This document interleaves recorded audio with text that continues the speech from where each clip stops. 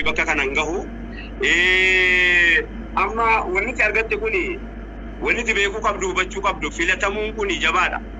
Namni rabbi gaafa nama filate fuula ofii si dhaaba. Gaafa si filate fuula ofii si dhaaba. Gaafa si filatee jedhee gaafa fuula ofii si dhaabe immoo filatamuu kan kee ati ragaa ba'aa fi jirta. Rabbi na filattee jettee ragaa ba'aa fi jirta. Dhugumatti immoo addunyaa kana keessaa waan Bill Gates hin qabne rabbi sii kenne. Bill Gates anatu dhaqee arge ofii kooti. Ana ganda isaa Siyaatiliin obbo Giddina Ga'ootu geessina agarsiise ganda isaa bareecheen dhaqee arge qabeenya isaan arge achi ka'ee abbaa Starbucksiin arge. Abbaa Starbucks achuma qabeenya addunyaa kana keessaa warra beekamu keessaa tokko abbaa Starbucksiti. Abbaa Starbucks achuma Siyaatilii nu wajjin dhufee hiriira dhaabbatee buna isaa bitatee dhugee asirraa deema.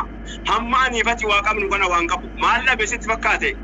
Egereen isaa abdiin egeree isaa aniifati argachuurraa abdachuu caala jetti Oromoon. Argachuurraa abdachuu caala jechuun maal jechuudha jennaani amma wanni nuti teenyee gammadaa jirru egeree rabbiin keenya jannata nuu kenna jenneeti.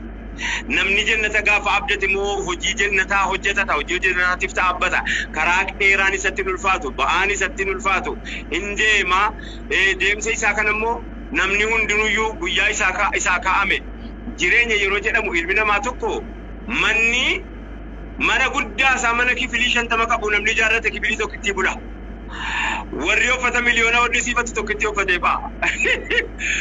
Warri faabirikaa midhaanii qabu anaaf sochiin daabboo tokkitti nyaati.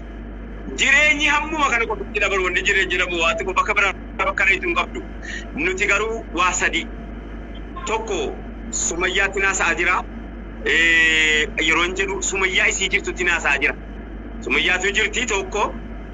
Lammaffaa maaliin jiraattiidha.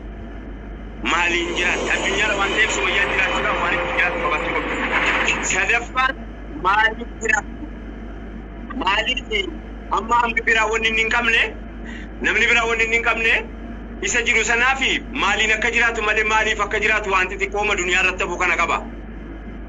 Wama duniyaa irratti hafu qaba maaliif akka jiraatu. Nuti garuu nu isa jiru kana maaliif akka jiraannu akkuma taa'abnu kana maaliif akka jiraannu garuu jannataaf jiraanna nuti rabbiif jiraanne rabbiif duunee fuula rabbii dhaynaa jenna filatamuun akkasii galatoomii ulfaadhaa baganaa affeertan inni isiniin jedha.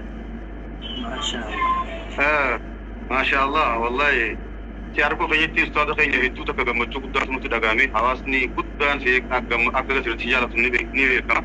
Ijoollee imala gara islaamummaa jaan gamana dhufan keessattuu adda durummaadhaan ustaada keenya ustaad Farahaan akkasuma ustaad Ahmad dabalatee sochii guddaa gama gartee isaan godhaa jiran miidiyaarraan akkasuma ijoolleen dhiyeenya kana gara imala islaamummaadhaa dhuftee baay'inaan hatta shahaadalleen qabatiin nu biratti barataa jiranii qophii guddaa fuula dura qopheessaa turre inshaallah qophii lamadaa deebinee guyyaa sanii hawalaa garuu ta'a yeroo bije Abu Raddaaniin yookaan ustaad Sahabuddin si ibsee yetti yaada akan ni turkiidha taaftaa godha jiru.